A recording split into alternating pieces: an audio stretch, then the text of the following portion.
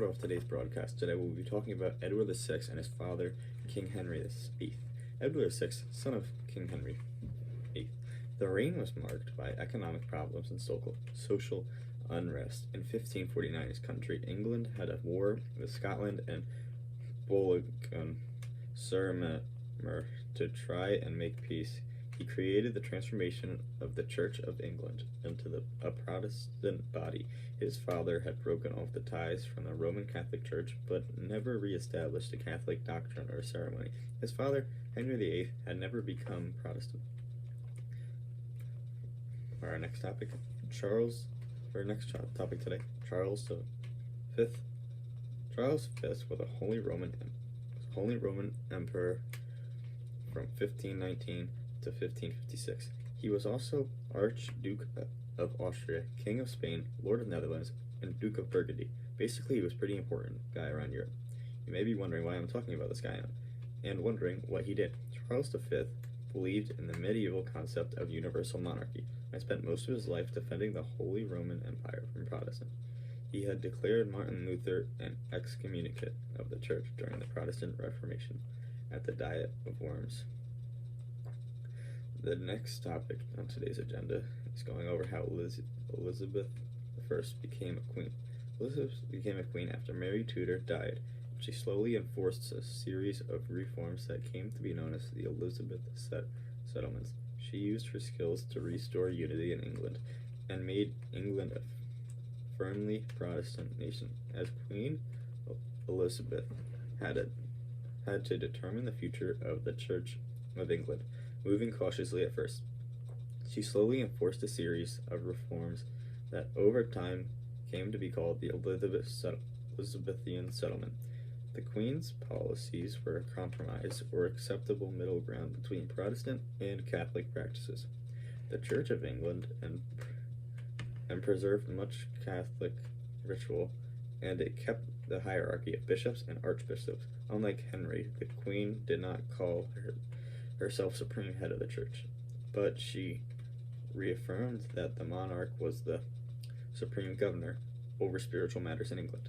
At the same time, Elizabeth restored a version of the Book Common Prayer, accepted moderate Protestant doctrine, and allowed English to replace Latin in church services.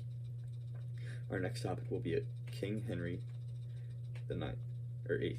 The Catholic King of England would eventually kick the Catholic Church out of England. At first, he stood firmly against Protestant revolt by writing a rebuttal against Luther's 95 thesis, called In Defense of the Sacraments. He was deeply disturbed by Luther's teachings.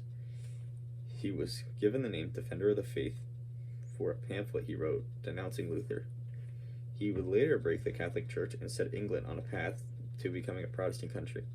He would eventually dissolve the monasteries of England and use the money to build a larger navy, 1521 to 1547.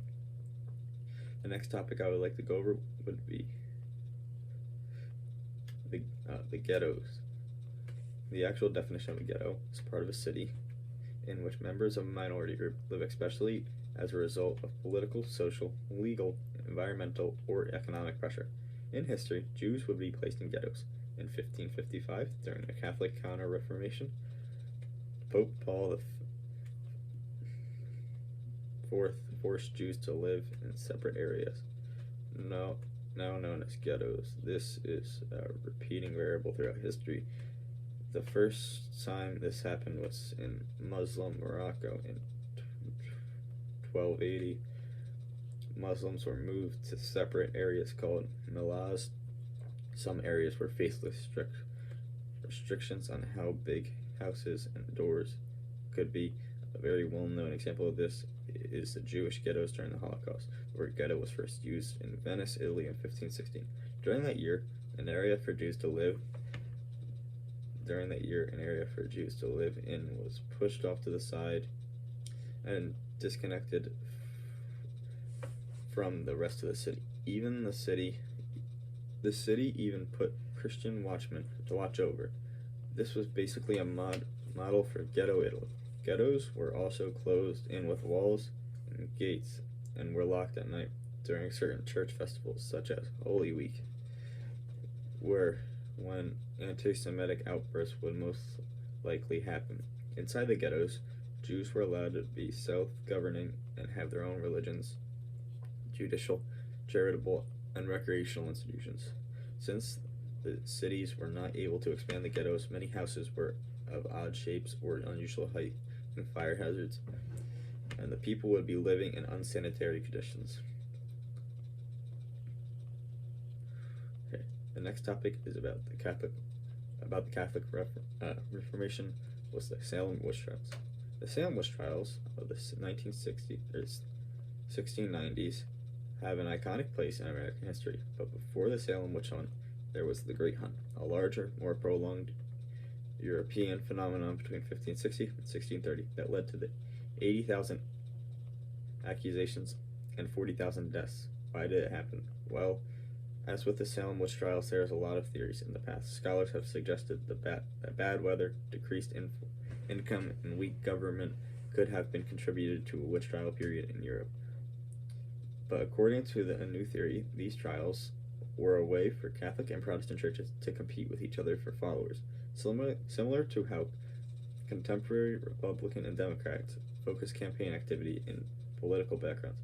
Historical Catholic and Protestant officials focused witch trials activity in confessional backgrounds. During the Reformation and Counter-Reformation, to attract the loyalty of undecided Christians, Leeson and Russ write, these battlegrounds were places where Protestantism had more inroads, giving Christians a choice about which church they want to belong to. The next Catholic Reformation topic I'll be discussing is Inquisition. The Inquisition was a powerful office set up within the Catholic Church to root out and punish heresy throughout Europe and the Americans. Beginning in the 12th century and continuing for hundreds of years, the Inquisition was infamous for the severity of its tortures and its persecutions of Jews and Muslims.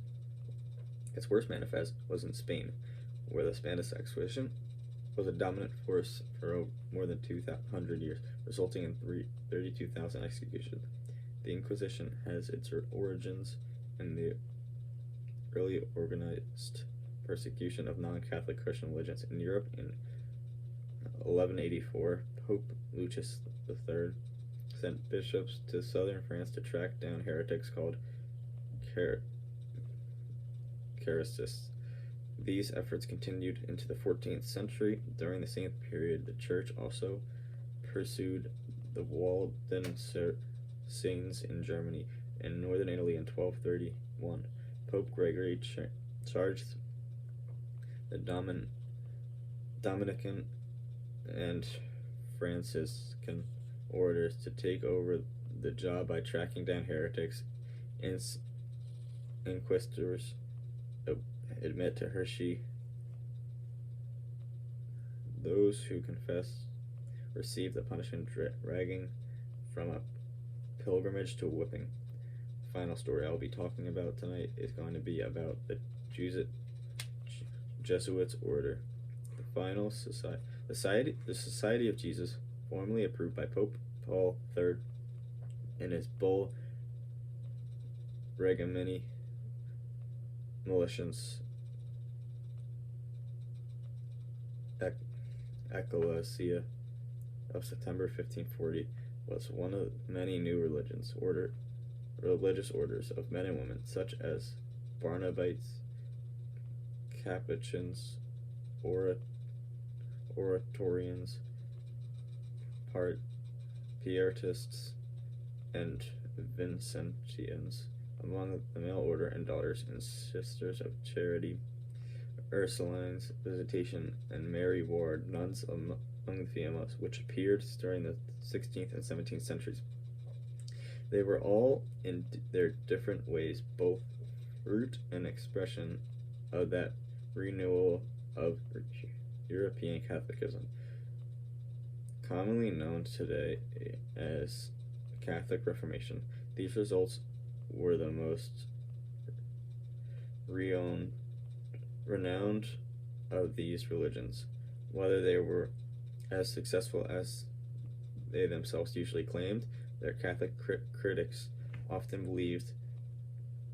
Their Protestant opponents commonly feared is another name, but they certainly had a astounding impact on post-Reformation Catholicism, on the history of Christianity as a whole, and on the history of the world. Jesuits were the largest of the new orders of the Catholic Reformation. They were the most clerical and highly organized. They were the most Roman, for their Basque founder Ignatius Loyal, committed to his company, as he usually called it, to service if the papacy, and made Rome his headquarters. He was the first founder of a major order to do so. He remained in Rome until his death in 1556. That's everything. Thank you. Have a good night.